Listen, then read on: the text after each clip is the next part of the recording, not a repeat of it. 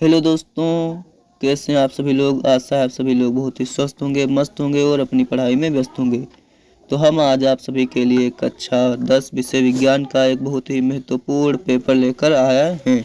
तो चलिए बिना समय को नष्ट किए हम इसे हल करवाना शुरू करते हैं, क्योंकि हमारे आपके पास समय बहुत ही कम है और कार्य बहुत ही ज़्यादा। तो दोस्तों इसमें पहला प्रश्न है, किसी अवतल दर्पण पर आपतित प्रकाश किरण दर्पण से परावर्तन के उपरांत अपने ही मार्ग से वापस आ जाती है। यह किरण मुख्य अक्ष के परिच्छेद करती है। तो दोस्तों इसमें बताना है फोकस पर से जाकर आएगी वापस, दूसरा है फोकस एवं ध्रुव के मध्य में, तीसरा है वक्रता केंद्र पर, चौथा है अनंत पर। तो दोस्तों जो हमारी प्रकाश की किरण फोकस से गुजरती है वह वापस उसी माध्यम में या कह सकते हैं उसी दिशा में लौट आती है, इसलिए हमारा ए वाला ऑप्शन राइट हो जाएगा। इसके बाद दोस्तों हमारा 2 नंबर प्रश्न आता है, एक लेंस वस्तु के स्थिति विशेष के लिए आभासी सीधा तथा आवर्धित प्रतिबिंब बनाता है, लेंस होगा।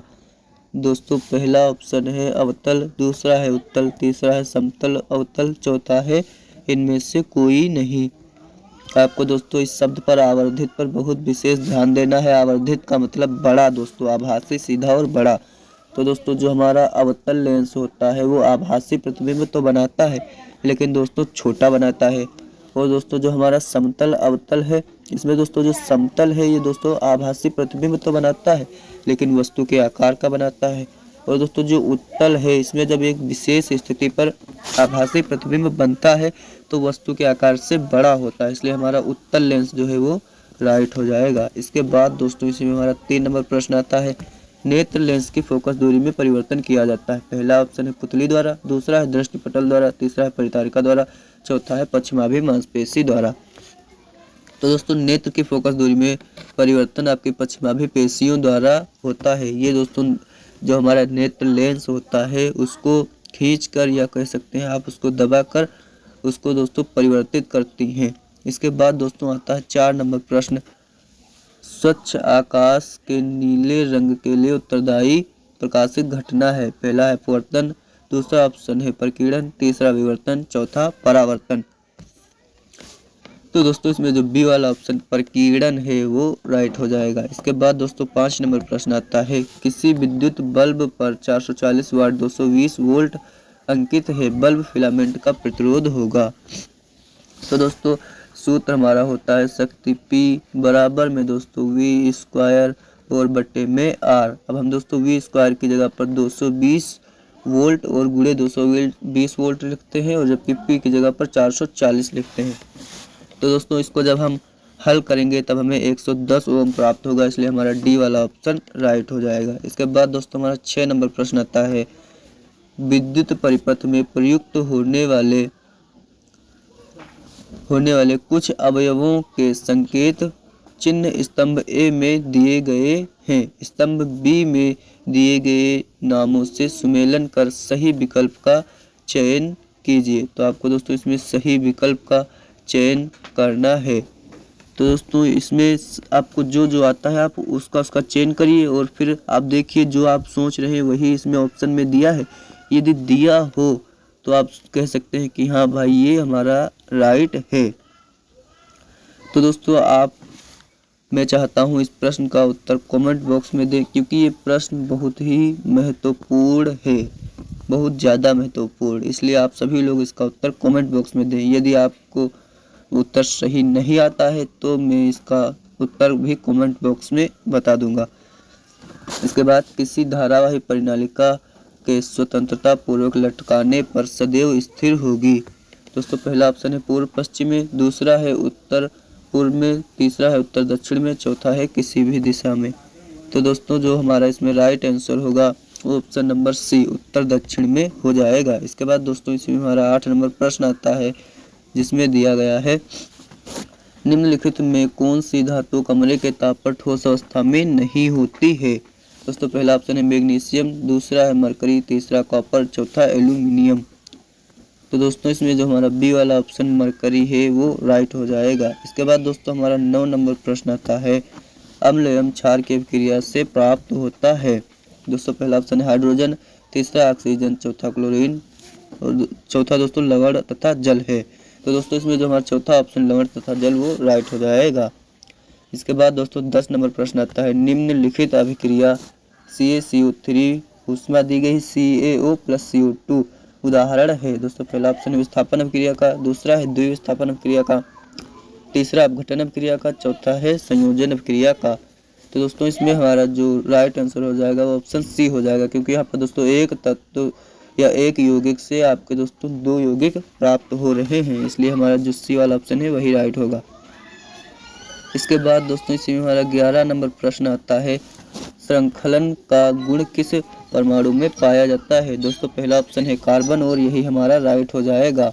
दोस्तों श्रृंखलन के गुण के पाए जाने के कारण ही आज इस वर्ल्ड में कार्बन के इतने ज़्यादा यौगिक मिलते हैं। इसके दोस्तों अन्य भी रीजन है, लेकिन इसका श्रृंखलन भी एक प्रमुख कारण है। इसमें दोस्तों दिया है निम्नलिखित में एल्काइन है। दोस्तों एल्काइन उसे कहते हैं जिसमें कार्बन कार्बन के मध्य ट्रिपल बॉन्ड हो, और दोस्तों एल्कीन उसे कहते हैं जिसमें कार्बन कार्बन के मध्य डबल बॉन्ड हो। दोस्तों एल्केन उसे कहते हैं जिसमें कार्बन कार्बन के मध्य सिंगल बॉन्ड हो। तो हम दोस्तों इसमें देखते हैं जिसमें कार्बन कार्बन के मध्य ट्रिपल बॉन्ड होगा वही ऑप्शन राइट हो जाएगा।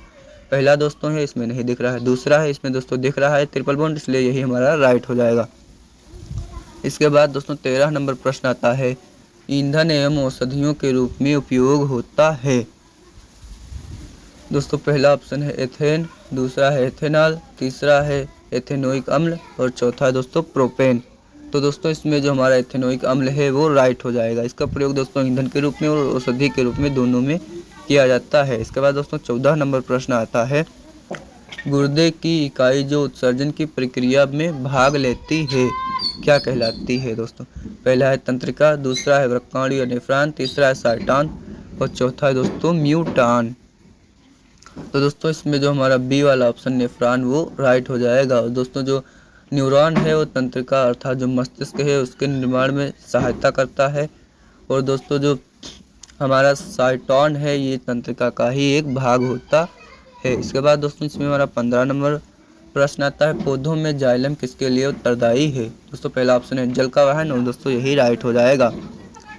इसके बाद 16 नंबर प्रश्न आता है, स्वपोषी पोषण के लिए आवश्यक होती है। पहला ऑप्शन दोस्तों कार्बन डाइऑक्साइड और जल, दूसरा क्लोरोफिल, तीसरा सूर्य का प्रकाश, चौथा इनमें से सभी। तो दोस्तों इसमें डी वाला ऑप्शन इनमें से सभी राइट हो जाएगा। इसके बाद दोस्तों 17 नंबर प्रश्न आता है, ऑक्सीजन की अनुपस्थिति में पाइरूवेट का ऑक्सीकरण कोशिका के किस भाग में होता है। दोस्तों ऑक्सीजन की अनुपस्थिति में जो पाइरूवेट का ऑक्सीकरण होता है वो केंद्रक में होता है। इसके बाद दोस्तों 18 नंबर प्रश्न आता है, मेंडल ने अपने प्रयोग में किया था। दोस्तों पहला ऑप्शन है वंशागत गुणों का अध्ययन के लिए, दूसरा है मटर के उत्पादन के लिए, तीसरा है चावल के उत्पादन के लिए, चौथा है गेहूं के उत्पादन के लिए। तो दोस्तों इसमें पहला वाला ऑप्शन वंशागत गुणों के अध्ययन के लिए राइट हो जाएगा। इसके बाद दोस्तों 19 नंबर प्रश्न आता है, निम्नलिखित में से कौन ओजोन परत क्षरण के लिए जिम्मेदार मुख्य पदार्थ है। दोस्तों पहला ऑप्शन है क्लोरोफ्लोरोकार्बन और यही हमारा राइट हो जाएगा। इसके बाद दोस्तों 20 नंबर प्रश्न आते हैं, निम्न में से कौन आहार श्रृंखला का निर्माण करते हैं। दोस्तों पहला है घास, गेहूं तथा आम। तो दोस्तों गलत हो जाएगा, क्योंकि घास को गेहूं नहीं खाता है और गेहूं को आम नहीं खाता है। दूसरा ऑप्शन है घास, बकरी तथा मानव। दोस्तों घास को बकरी खाता है, बकरी को मानव खाता है, इसलिए हमारा बी वाला ऑप्शन ही राइट हो जाएगा। इसके बाद दोस्तों इसी में हमारे वर्णनात्मक प्रश्न आते हैं, जिसमें पहला प्रश्न है, प्रकाश अपवर्तन की घटना को समझाइए। तो दोस्तों प्रकाश जब किसी एक माध्यम से किसी दूसरे माध्यम में प्रवेश करता है तब वह अभिलंब या कह सकते हैं अपने जो मार्ग होता है उससे हल्का विचलित हो जाता है। इस घटना को प्रकाश का अपवर्तन कहते हैं। इसके बाद दोस्तों दूसरा प्रश्न, नेत्र के दीर्घ दृष्टि दोष तथा इसके संशोधन पर संक्षिप्त टिप्पणी लिखिए।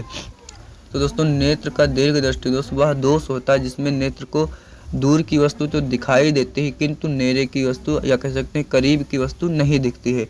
और दोस्तों इसके संशोधन के लिए हम दोस्तों उत्तल लेंस का चश्मे में प्रयोग करते हैं। इसके बाद दोस्तों दूसरा प्रश्न आता है, जिसमें पहला है उत्तल दर्पण की फोकस दूरी के लिए सूत्र लिखिए। उत्तल दर्पण के कोई दो उपयोग लिखिए। तो दोस्तों उत्तल दर्पण की फोकस दूरी जो है दोस्तों वो अपनी पॉजिटिव या कह सकते हैं धनात्मक होती है, इसलिए जो सूत्र होगा वो 1/में F बराबर में दोस्तों 1/में V और प्लस में 1/में U होगा। यदि दोस्तों यहाँ पर लेंस होता तो ये जो प्लस का चिन्ह है ये माइनस हो जाता। इसके बाद दोस्तों इसी में दिया है उत्तल दर्पण के दो उपयोग लिखे। तो दोस्तों उत्तल दर्पण का उपयोग साइड मिरर के रूप में किया जाता है, जैसे कार में दोस्तों जो पीछे से गाड़ियाँ आ रही होती हैं उन्हें देखने के लिए, क्योंकि ये जो बड़ी बड़ी ऑब्जेक्ट होती है उन्हें छोटा करके दिखाता है। और दूसरा दोस्तों जो कैमरे होते हैं या सुरक्षा के लिए इन्हीं का प्रयोग किया जाता है। इसके बाद दोस्तों 2 नंबर प्रश्न आता है, 2 सेंटीमीटर लंबी वस्तु 20 सेंटीमीटर फोकस दूरी के उत्तल लेंस के सम्मुख मुख्य अक्ष के लंबवत रखी है। दोस्तों लेंस से वस्तु की दूरी 30 सेंटीमीटर, प्रतिबिंब की स्थिति तथा प्रकृति ज्ञात कीजिए। आपको दोस्तों प्रतिबिंब बताना है, ये धनात्मक बता, ये दोस्तों वास्तविक है या आभासी, और दोस्तों स्थिति बताना है कि कितनी दूरी पर लेंस से है। तो दोस्तों इसमें आपको फोकस दूरी दी गई है, और दोस्तों चूंकि उत्तल लेंस है इसलिए जो फोकस दूरी होगी वो दोस्तों आपकी पॉजिटिव ही रहेगी, और जो दोस्तों वस्तु की दूरी है वो निगेटिव रहेगी। तो दोस्तों आपको सूत्र सिंपली लिख लेना है 1/में F और दोस्तों बराबर 1/V और माइनस का 1/में U। अब दोस्तों इसी में आपको V ज्ञात करना है। U की जगह पर आपको दोस्तों U का मान डाल देना है। 30 सेंटीमीटर से दोस्तों माइनस में डालेंगे तब ये माइनस माइनस कट जाएगा और प्लस का हो जाएगा, और ये F की साइड में आकर दोस्तों माइनस में हो जाएगा, और इसे आपको हल कर देना है। आशा है दोस्तों आगे का कैलकुलेशन तो आप लोग कर ही लेंगे। इसके बाद दोस्तों 3 का पहला प्रश्न आता है, किसी चुंबकीय क्षेत्र में धारावाही चालक पर लगने वाला बल किन किन कारकों पर निर्भर करता है। तो दोस्तों जो बल निर्भर करता है वो F बराबर होता है BI और दोस्तों L। तो इस प्रकार से हम कह सकते हैं जो बल है वो चुंबकीय क्षेत्र B पर निर्भर करता है। जितना चुंबकीय क्षेत्र दोस्तों बढ़ाएंगे बल उतना बढ़ता जाएगा। दूसरा दोस्तों हमारा आता है धारा का मान दोस्तों जितना हम बढ़ाएंगे किसी चालक में तो उस पर बल उतना ही बढ़ता जाएगा, और दोस्तों यदि उसकी लंबाई बढ़ाएंगे तब भी बल बढ़ता जाएगा, क्योंकि सब समानुपाती है। और दोस्तों दूसरा थीटा पर भी निर्भर करता है। यदि थीटा दोस्तों 90 डिग्री तो बल अधिकतम, यदि 0 डिग्री तो बल न्यूनतम। अब दोस्तों इसमें हमारा दूसरा नंबर भी प्रश्न आता है, चुंबक तथा धारावाही परिनालिका में अंतर स्पष्ट कीजिए। तो आपको दोस्तों इसमें भी अंतर बता देना। चुंबक के पास दोस्तों ये दोस्तों एक स्थायी चुंबक है, जबकि जो धारावाही परिनालिका होती है ये एक अस्थायी चुंबक है। दोस्तों जो चुंबक होता है इसके 2 ध्रुव नॉर्थ और साउथ होते हैं, जबकि दोस्तों वे निश्चित होते हैं, जबकि धारावाही के जो ध्रुव होते हैं नॉर्थ और साउथ वे निश्चित नहीं होते हैं। उनकी दिशा धारा प्रवाह की दिशा पर निर्भर करेगी। और दोस्तों इसी प्रकार से आपको इसमें 2 अंतर हो गए और एक उदाहरण बता देना है, आपका ये भी उत्तर हो जाएगा। इसके बाद दोस्तों 4 नंबर प्रश्न आते हैं, धारावाही चालक से संबद्ध चुंबकीय क्षेत्र की दिशा ज्ञात करने के लिए दक्षिण हस्त अंगूठ का नियम लिखिए तथा धारावाही चालक द्वारा उत्पन्न चुंबकीय क्षेत्र रेखाओं को दर्शाइए। तो आपको दोस्तों नियम लिख देना है, और फिर दोस्तों आपको इससे चालक तार बना लेना है, और इसमें जो हमारा उत्पन्न होगा चुंबकीय क्षेत्र वो कुछ ऐसे वृत्ताकार दोस्तों आपका उत्पन्न होगा। इस चित्र को भी बना देना है। इसके बाद दोस्तों दूसरा प्रश्न आता है, दिए गए परिपथ में A एवं B के बीच तुल्य प्रतिरोध 5 ओम प्रतिरोध के सिरों के बीच विभवांतर की गणना कीजिए। दोस्तों आपको तुल्य प्रतिरोध और 5 ओम प्रतिरोध के सिरों के बीच विभवांतर की गणना करना है। तो आप दोस्तों यहाँ से देखेंगे जो 4 ओम और 4 ओम है ये समांतर क्रम में है, और जो 10 ओम और 10 ओम है ये भी समांतर क्रम में है। तो दोस्तों इन्हें जब हम हल करेंगे तब ये हमें कुछ इस प्रकार का चित्र प्राप्त होगा। इसमें दोस्तों ये दोस्तों हमारा A बिंदु हो गया और ये हमारा B बिंदु हो गया। इसे जब दोस्तों सोल्व करेंगे हम तब ये जो हमारा प्रतिरोध पहला वाला है ये दोस्तों 2 प्राप्त होगा, क्योंकि दोस्तों ये समांतर है इसलिए सूत्र 1/r प्लस 1/r लगेगा। और दोस्तों ये हमारा 5 का 5 ही रहेगा, और ये भी हमारा दोस्तों 5 ही हो जाएगा, क्योंकि जब दोस्तों इससे भी हल करेंगे 1/10 प्लस 1/10 तब ये भी इतना ही आएगा। अब दोस्तों इन सभी ये श्रेणी क्रम में है। अब इनको जब हम दोस्तों जोड़ देंगे तब ये हमारे जो है 12 ओम प्रतिरोध आ जाएगा। अब दोस्तों आपको इसमें से 5 ओम प्रतिरोध के सिरों के बीच अर्थात इसके बीच ज्ञात करना है। तो पहले हमें वोल्ट दिया गया है, इसलिए हम पहले धारा ज्ञात कर लेते हैं, क्योंकि ये जो परिपथ में अब प्राप्त हुआ हल करने पर वो श्रेणी क्रम में है और उसमें धारा नियत रहेगी और विभवांतर परिवर्तित रहेगा। तो दोस्तों तुल्य प्रतिरोध में 12 प्राप्त हुआ है, इसलिए जो प्रवाहित धारा होगी वो दोस्तों 6 और बटे पे 12 हो जाएगी। इस प्रकार से ये 1 बटे में 2 हो जाएगी। अब दोस्तों इस धारा को जब हम 5 ओम से, क्योंकि V बराबर में I और इंटू में R होता है, इसलिए हम धारा को 1 बटे 2 रख लेते हैं, R का मान 5 रख लेते हैं और उसे हल कर देंगे तो 5 बटे में 2 प्राप्त होगा। इस प्रकार से ये क्वेश्चन आपका हल हो जाएगा। इसके बाद दोस्तों इसी में हमारा पहला प्रश्न अथवा में भी दिया है, विद्युत परिपथों में फ्यूज का क्या महत्व। दोस्तों जो विद्युत परिपथ होते हैं उसमें फ्यूज अपना बहुत बड़ा महत्वपूर्ण दोस्तों जो है निभाते हैं, क्योंकि दोस्तों जब धारा का मान किसी परिपथ में ज़्यादा होता है तो ये दोस्तों स्वयं नष्ट हो जाते हैं या कह सकते हैं टूट जाते हैं और पूरे परिपथ को बचा लेते हैं, और इससे दोस्तों दोबारा हम जोड़ देते हैं दूसरा आला के और पुनः हमारा कार्य चलता रहता है। इसमें दोस्तों दिया गया है किसी मकान की कुल अधिभार 2200 वाट है, विद्युत आपूर्ति 220 है पर की जाती है, मकान में प्रयुक्त फ्यूज का अनुपात क्या होगा। विद्युत ऊर्जा का व्यापारिक मात्रक लिखे। तो दोस्तों विद्युत ऊर्जा का व्यापारिक मात्रक किलोवाट घंटा होता है। और दोस्तों जो आपको अनुमतांक ज्ञात करना है वो सूत्र P बराबर V और इंटू में I से ज्ञात कर लेना है। इसे जब दोस्तों आप हल करेंगे तब ये 0 से 0 कट जाएगा और 22 से 22 कट जाएगा और हमें दोस्तों 10 प्राप्त होगा। इस प्रकार से जो अनुमतांक होगा फ्यूज का वो 10 एम्पियर हो जाएगा। इसके बाद दोस्तों इसी में हमारे अगले प्रश्न आते हैं। दोस्तों दिया है निम्नलिखित यौगिकों के IUPAC नाम लिखिए। दोस्तों पहला यौगिक है जिसमें 3 कार्बन है और दोस्तों ब्रोमीन लगा है, तो इसका नाम दोस्तों हमारा ब्रोमोप्रोपेन हो जाएगा, क्योंकि इसमें दोस्तों हमारा दूसरा दिया है जिसमें 3 कार्बन हैं और दोस्तों ये हमारा कार्बोक्सिलिक समूह भी लगा है। तो कार्बोक्सिलिक समूह के लिए हम दोस्तों ओइक एसिड लगाते हैं। तो इस प्रकार से प्रोपेन में जब ओइक एसिड जोड़ेंगे तो दोस्तों प्रोपेनोइक एसिड हो जाएगा। ये इसका दोस्तों IUPAC नाम होगा। इसके बाद दोस्तों 6 का ए प्रश्न आता है, निम्नलिखित तत्वों का इलेक्ट्रॉनिक विन्यास लिखिए। आपको दोस्तों सोडियम और क्लोरीन का इलेक्ट्रॉनिक विन्यास लिखना है। ये दोस्तों बहुत ही ईजी है और आप अगर इससे न कर पाएँ तो फिर क्या आप कर पाएंगे दोस्तों। तो इसको आपको दोस्तों करना है। इसका इलेक्ट्रॉनिक विन्यास आपका दोस्तों 1s2 2s2 2p6 3s1 हो जाएगा। लास्ट में दोस्तों आपका 3s1 आएगा और ये 11 इसके इलेक्ट्रॉन हो जाएंगे। और क्लोरीन का दोस्तों आपको 17 होता है, तो ये दोस्तों आपका होगा 1s1 1s2 2s2 2p6 3s2 3p5। अब दोस्तों ये आपका क्लोरीन का हो जाएगा जिसमें 17 इलेक्ट्रॉन होते हैं। इसके बाद दोस्तों बी नंबर प्रश्न आता है, निम्नलिखित समीकरण को संतुलित कीजिए। आपको दोस्तों ये समीकरण दिया गया है जिसे संतुलित करना है। दोस्तों पहला है Fe, फिर H2O से बनता है Fe3O4 प्लस H2O। तो दोस्तों इसे संतुलित करने के लिए यहाँ पर 3 Fe है, इसलिए यहाँ पर गुणे में हम दोस्तों इसके 3 Fe लिख लेंगे। और इसके बाद दोस्तों जो H2O है वहाँ दोस्तों 4 ऑक्सीजन है, इसलिए हम ये H2O के गुणे में दोस्तों 4 लिख लेंगे। इस प्रकार से दोस्तों यहाँ पर हमें 3 Fe मिल रहा है और यहाँ पर भी दोस्तों हम 4 कर देंगे। तो इस प्रकार से यहाँ पर हमारी 8 हाइड्रोजन है, यहाँ पर भी 8 हाइड्रोजन हो गई, यहाँ 4 ऑक्सीजन है, यहाँ 4 ऑक्सीजन हो गई, यहाँ 3 Fe है और यहाँ भी 3 Fe हो गई। इसी प्रकार से आपको दोस्तों इस समीकरण को भी गुणा मतलब संतुलित कर लेना है। इसमें सिर्फ इसमें 6 से गुणा होगी और इसमें भी 6 से गुणा होगी और इसमें भी दोस्तों आपको 6 से ही गुणा होगी और इसमें भी आपकी दोस्तों 6 से ही गुणा होगी। और आपका सॉरी दोस्तों ये जो ग्लूकोज है इसमें 6 से गुणा नहीं होगी, बाकी में दोस्तों आपकी होगी और समीकरण दोस्तों आपका संतुलित हो जाएगा। इसके बाद दोस्तों 7 नंबर प्रश्न आता है, निम्नलिखित पर संक्षिप्त टिप्पणी लिखिए। दोस्तों पहली अम्लीय वर्षा, दूसरा तन्यता आघात वर्धनीयता, तीसरा है मिसेल। अथवा में दोस्तों दिया गया है संक्षारण से आप क्या समझते हैं, इससे सुरक्षा के 2 उपाय लिखिए।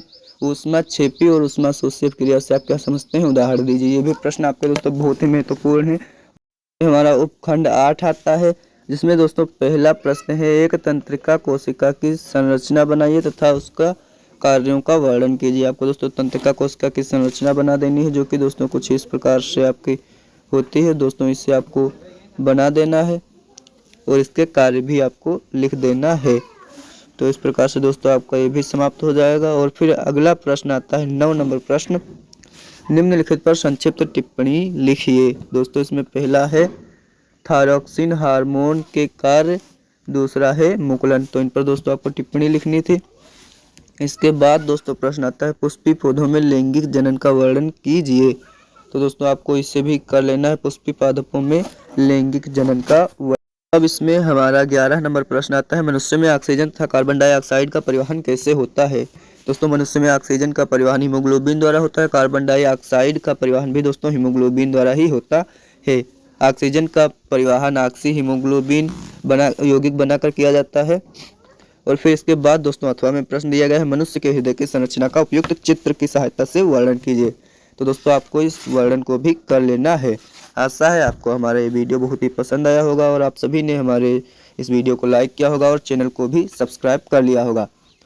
क्योंकि दोस्तों यदि आपको हमारे वीडियो सबसे पहले चाहिए और ये इम्पोर्टेंट पेपर चाहिए तो आप अवश्य ही सब्सक्राइब कर लें ताकि आपके पास सबसे पहले हमारा वीडियो पहुँच जाए। तो चलिए दोस्तों मिलते हैं किसी अगली सी वीडियो के साथ। तब तक के लिए आप सभी लोग अपना ध्यान रखिएगा, स्वस्थ रहिएगा, मस्त रहिएगा, अपनी पढ़ाई में व्यस्त रहिएगा। जय हिंद।